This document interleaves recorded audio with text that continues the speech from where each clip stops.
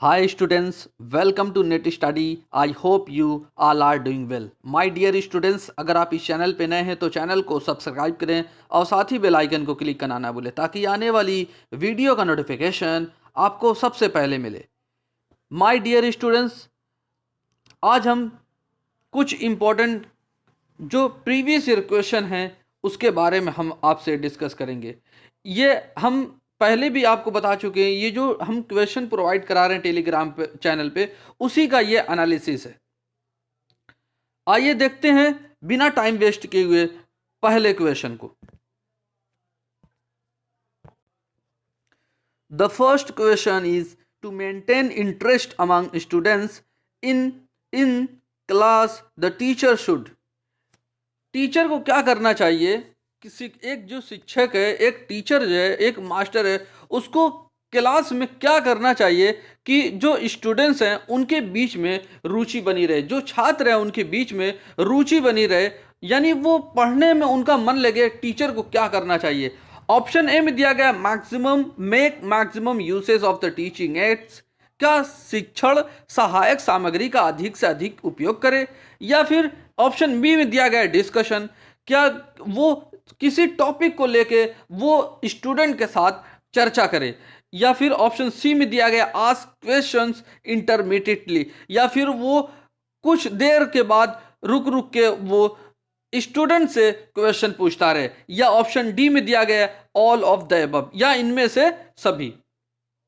Friend, इसका जो correct answer है वो ऑप्शन डी है, ऑल ऑफ द अबव इसका आंसर हो जाएगा।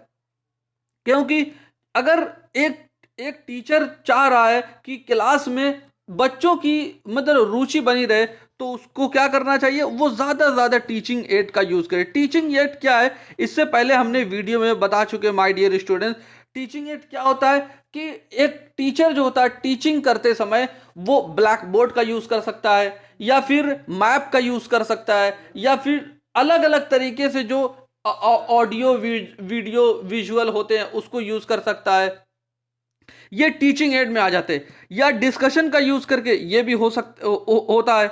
उसी के साथ आस्किंग क्वेश्चन इंटरमीडिएटली, ये सारी चीज़ें माय डियर स्टूडेंट इसमें एक क्लासरूम को इफेक्टिव बनाने के लिए जो स्टूडेंट्स होते हैं उनमें कैसे रुचि मेंटेन रखी जाए, इंटरेस्ट उनका मेंटेन रखा जाए, ये सारी चीज़ें करना होता है। इसी वजह से इसका जो करेक्ट आंसर है वो ऑप्शन डी है, all of the above. Let's see the next question. कहा गया इसमें रिसर्च क्या है। एक जो रिसर्च होती है उसके बारे में हमसे पूछा गया है। ऑप्शन ए में दिया गया है searching again and again. Option B की क्या है? बार बार किसी चीज को खोजना। क्या ऑप्शन ए सही है? रिसर्च का क्या मतलब होता है? Searching again and again. या ऑप्शन बी में दिया गया finding solution to any problem, या किसी कोई भी जो प्रॉब्लम है उसका सॉल्यूशन फाइंड करना। या ऑप्शन सी में दिया गया है working in a scientific way to search for truth of any problem. या ऑप्शन सी में जो दिया गया किसी भी समस्या की सच्चाई की खोज के लिए वैज्ञानिक तरीके से काम करना। या ऑप्शन डी में दिया गया है नन ऑफ द एबव, यानी ऊपर जो तीनों दिए गए ऑप्शन उसमें से कोई सही नहीं है। फ्रेंड्स, इसका जो अगर करेक्ट आंसर की बात करें तो इसका जो करेक्ट आंसर बनेगा वो ऑप्शन सी बन जाएगा, working in a scientific way to search for truth of any problem. किसी भी प्रॉब्लम को फाइंड करने के लिए एक साइंटिफिक तरीका अपनाना, ये एक सही जो करेक्ट आंसर है, मोस्ट अप्रोप्रिएट आंसर है, वो ऑप्शन सी बन जाता है। सर्चिंग अगेन अगेन हो सकता है, लेकिन उससे भी बेहतर ऑप्शन हमारा सी है। इस वजह से हमारा जो करेक्ट आंसर होगा वो सही हो जाएगा। आई होप ये क्वेश्चन किस तरीके से हमने इसको किया है आप समझ गए होंगे। आइए देखते हैं अगला सवाल क्या है। कहा गया ये कम्युनिकेशन से रिलेटेड है। हमसे पूछा क्या गया है? फीचर ऑफ इफेक्टिव कम्युनिकेशन के बारे में हमसे पूछा गया है कि एक जो इफेक्टिव कम्युनिकेशन होती है उसका फीचर क्या है, उसका मतलब जो विशेषता है, उसकी खासियत है वो क्या है, हमसे ये पूछा गया है। फ्रेंड, पहला ऑप्शन दिया गया है लेस एक्सपेंडिचर ऑफ मनी, कम पैसे खर्चा करके। पैसे का जो कम खर्च करके, या ऑप्शन बी में दिया गया है मिनिमाइज टाइम, या टाइम जो है कम समय जो है कम से कम करें। ऑप्शन सी में दिया गया बोथ ए एंड बी, यानी less expenditure of money. Option B में दिया गया मिनिमम टाइम, या ऑप्शन डी में दिया गया है नन ऑफ दीज, इनमें से कोई नहीं। फ्रेंड, इसका जो करेक्ट आंसर है वो ऑप्शन सी है, both A and B.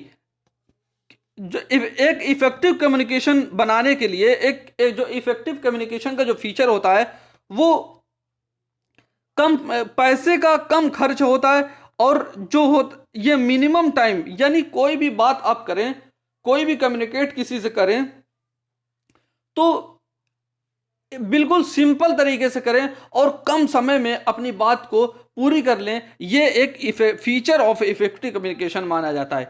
I hope ये चीज़ें क्लियर हुई होंगी। आइए देखते हैं, और हमने इसमें कुछ डिटेल में आपसे मेन जो पॉइंट है उसको हमने लिया है। देखिए क्या है इसको कि जो एक इफेक्टिव यानी फीचर ऑफ इफेक्टिव कम्युनिकेशन क्या होती है, प्रिंसिपल ऑफ क्लैरिटी। यानी भी कोई भी आप मैसेज, जो एक सेंडर होता है अपने मैसेज को सेंड करता है, रिसीवर के पास भेजता है, तो उसमें उस मैसेज में क्लैरिटी हो, जो भी मैसेज हो, जो भी संदेश हो, जो भी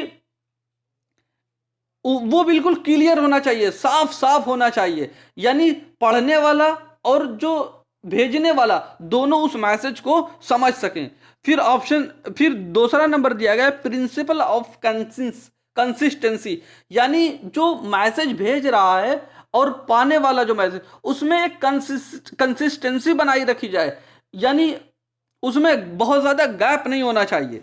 और प्रिंसिपल ऑफ टाइमलाइननेस का मतलब ये होता है माय डियर स्टूडेंट्स कि जो कोई भी कम्युनिकेट हो रहा है दो व्यक्तियों के बीच में, वो एक सही समय पर होना चाहिए। और प्रिंसिपल ऑफ पर्पसफुलनेस का क्या मतलब होता है, जो भी हमारा जो संदेश है, हमारा जो मैसेज है, उसको हम दूसरे की तरफ पहुंचाना चाह रहे हैं, तो वो एक पर्पसफुल होना चाहिए, यानी कोई भी उसमें वेस्ट मटेरियल नहीं होना चाहिए, वेस्ट ऑफ टाइम नहीं होना चाहिए। और पांचवा पॉइंट में क्या दिया गया, प्रॉपर लैंग्वेज का यूज होना चाहिए, यानी एक जब भी दो आदमी आपस में कम्युनिकेट करेंगे तो उसमें जो लैंग्वेज होगी वो प्रॉपर तरीके से होनी चाहिए, यानी ऐसा नहीं होना चाहिए कि जो रिसीवर है वो कश्मीरी में बोल रहा है और जो मतलब यूपी का वो हिंदी में बोल रहा है, तो उन दोनों के बीच में जो ये कम्युनिकेशन गैप आ जाएगा, इससे इफेक्टिव कम्युनिकेशन में बाधा आ जाएगी। इस वजह से जो लैंग्वेज होनी चाहिए वो प्रॉपर होनी चाहिए, यानी एक ही लैंग्वेज में होनी चाहिए, चाहे वो इंग्लिश हो, दोनों इंग्लिश का यूज करें, चाहे दोनों कश्मीरी का यूज करें, चाहे दोनों हिंदी का यूज करें, या फिर उर्दू का भी यूज कर सकते हैं, लेकिन एक ही लैंग्वेज होनी चाहिए। इसी को कहते हैं प्रॉपर लैंग्वेज का यूज करना।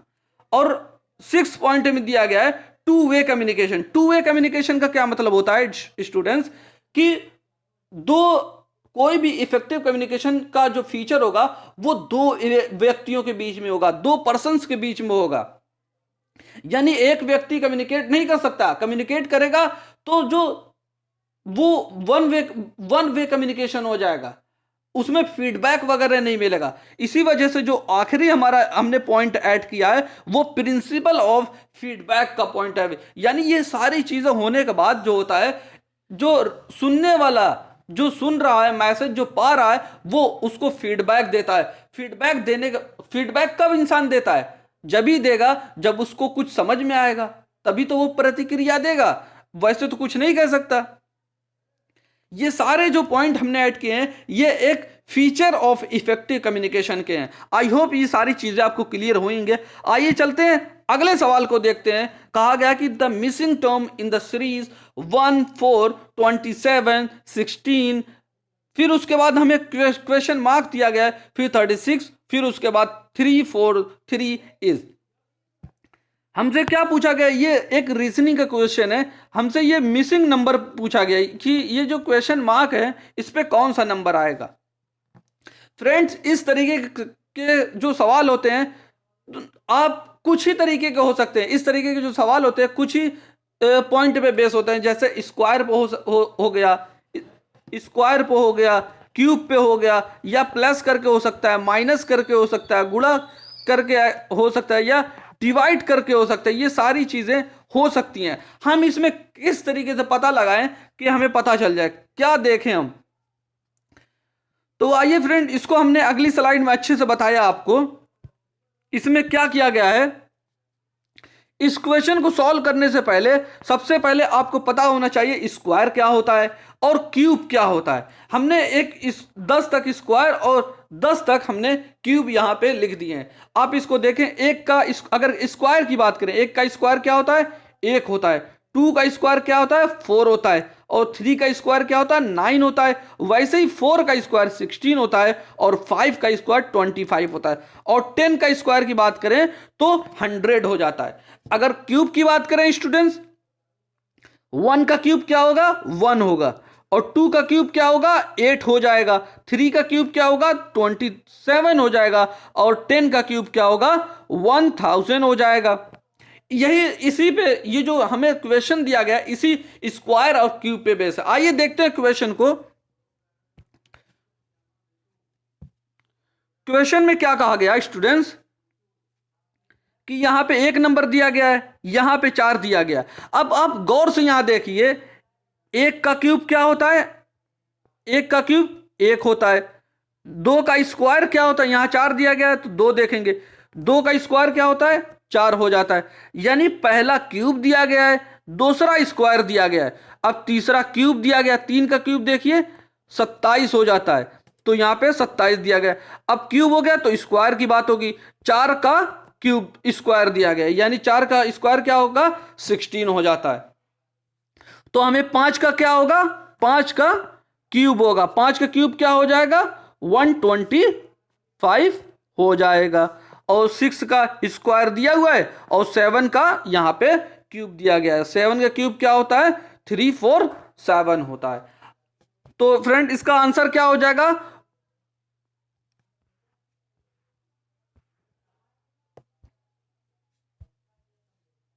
इसका आंसर क्या हो जाएगा, ऑप्शन सी 125 इसका आंसर हो जाएगा। आइए चलते हैं, देखते हैं अगला सवाल क्या है।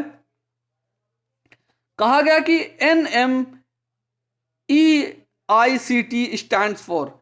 माय डियर स्टूडेंट्स, ये एग्जाम में कई बार क्वेश्चन पूछा जा चुका है और आने वाले एग्जाम में भी इस तरह के क्वेश्चन पूछने की काफी संभावना है। तो आइए देखते हैं इसका आंसर क्या है।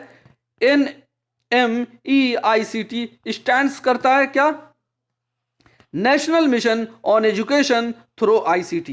इसका करेक्ट आंसर है ऑप्शन बी। आइए देखते हैं अगला सवाल क्या है।